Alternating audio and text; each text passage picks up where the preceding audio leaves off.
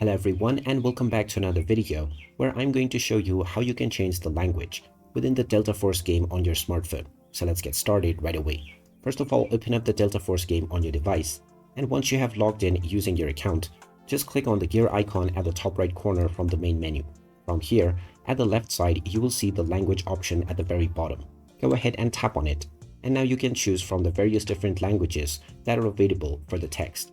For the voice, English is the only language available, so choose your desired language from the text section and it will immediately be applied to your game. If at any point you wish to change the language, or you have accidentally changed into one that you don't understand, you can simply follow the visual cues by tapping on the gear icon and the very last option at the left menu. And there you have it. That is how easy it is to change the language within the Delta Force game. If you find this video helpful, don't forget to hit that like button and subscribe to our channel for more useful tips and tutorials. Thanks for watching, and I'll see you again in the next one.